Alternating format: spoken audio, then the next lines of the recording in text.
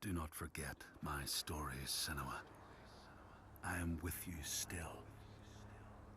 Out of hell you have come, and now find yourself in Midgard, the world of men. Do not think it any less dangerous for that. Your path has taken you far from home, across the boundless sea, and you must go on to the heart of this place, to the heart of man. You have seen how the Northmen journey out to conquer, and this is one of their lands, as icy dark as Niflheim, yet as fiery as Muspel. It has not long been claimed, and they try still to tame it.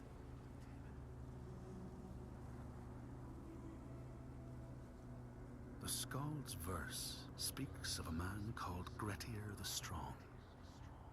A strange and bloody life he led. And it happened in this land you have come to.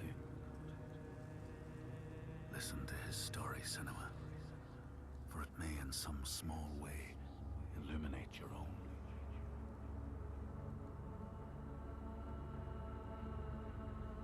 The Skalds say that in Grettir's time, a nearby farm was plagued by hauntings. A shepherd called Glamour was killed by some evil force, found dead in the snow, bloated and black. His body could not be taken to burial, because he was held fast to the ground. So it was left. 3 days after his death, the body was missing.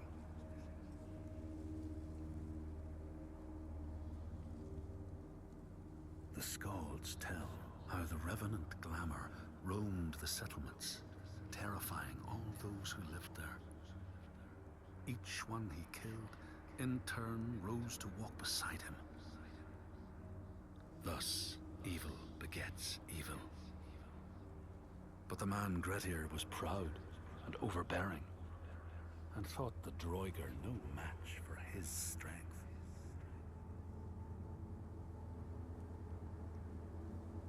The Skalds say that Grettir fought and killed the Droiger Glamour, but not before Glamour had cursed him.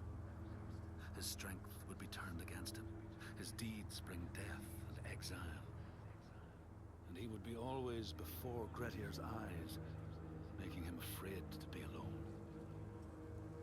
He saw all sorts of phantoms wherever he looked, and thus people who see things that aren't there are said to have Glamour's eyes.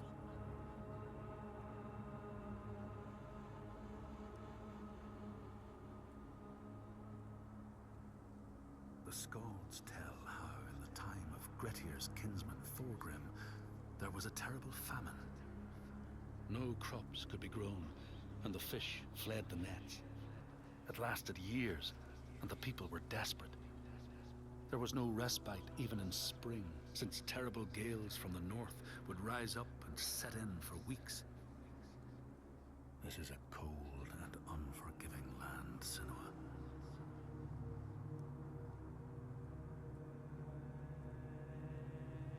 In the time of famine, at the place known as Rifskar, Thorgrim found a huge finback whale, beached and dead. His neighbor, Thorfinn, had already found it and was in the process of flensing it. But Thorgrim claimed it as his own. Thorfinn said he would not give it up without a fight.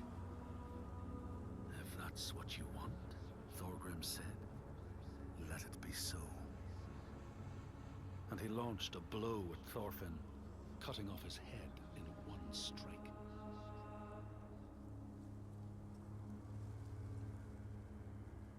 The Skalds say that the neighbors fought, armed only with the knives and axes they had brought to cut up the whale, even picking out the whale ribs to beat down their enemies. Thorgrim's men had loaded their boats with whale meat, but as they went to leave, one of their opponents struck Thorgrim's brother a fatal blow. And this is how hunger fates desperate men to come to blows, striking out against one another to survive.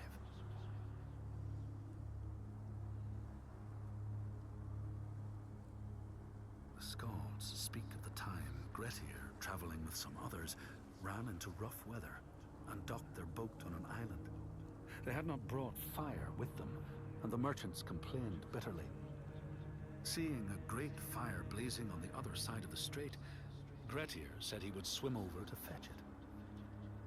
He took off his clothes and struck out across the water, wearing nothing but a cloak.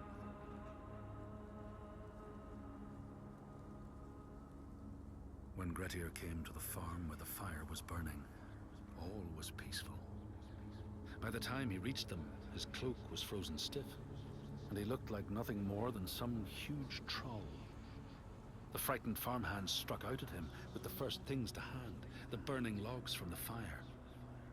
Grettir fought them off and got the fire he sought. But the sparks from the logs spread fire all over the house, and nobody survived the blaze.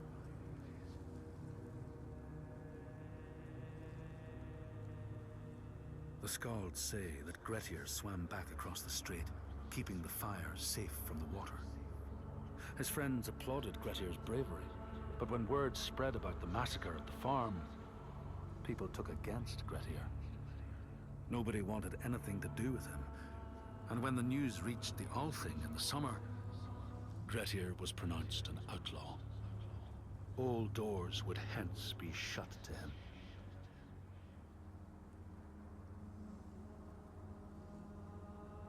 The Skalds speak of how Grettir, now an outlaw, took rest on the island of Haramsoy with a man called Audun.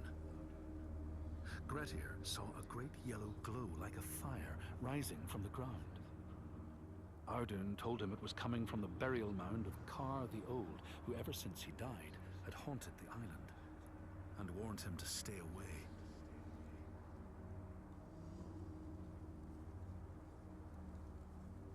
The Skalds say Grettir wanted the sword that was buried in Kar's howe, and would not be deterred from seeking it.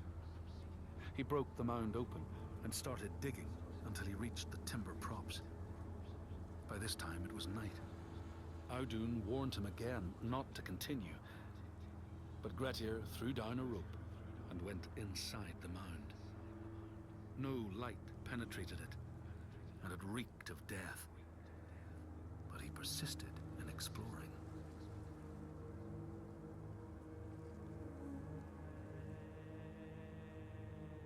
Grettir found the sword he was seeking, Kar's loom, buried in the grave mound. He went to leave, but before he could reach the rope, something grabbed him from behind, and Grettir realized the mound dweller would not let his treasure go. The two fought ferociously until Grettir got the advantage and chopped off the revenant's head. But Kar's loom would prove his undoing, fated to be the sword that killed him.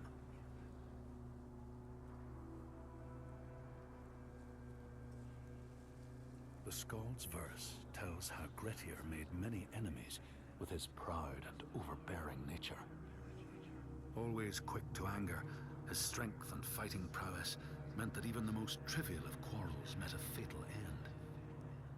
The kinsmen of those he killed or maimed were angry, and because he was an outlaw, no one was allowed to help him.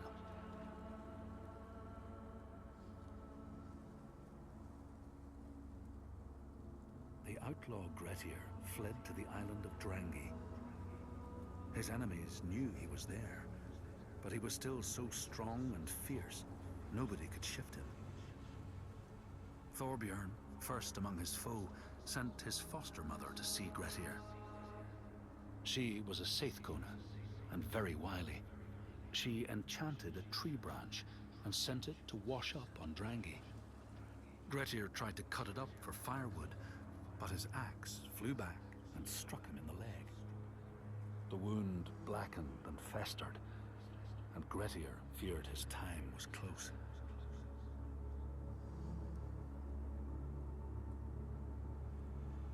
The Skalds say Grettir, wounded by Seithr, was now so weak it was possible for his enemies to defeat him. Under cover of night, Thorbjorn and his men attacked his shelter.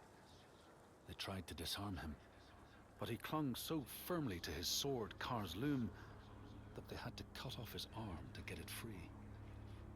Then they used his sword to cut off his head, and the land's mightiest outlaw was dead.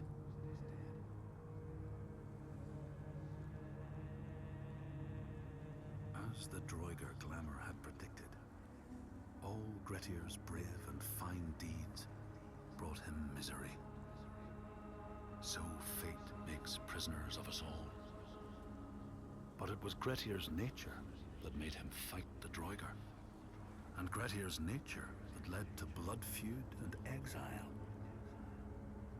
So what is truly our prison, Senua? Is our path ordained, and we powerless to change it?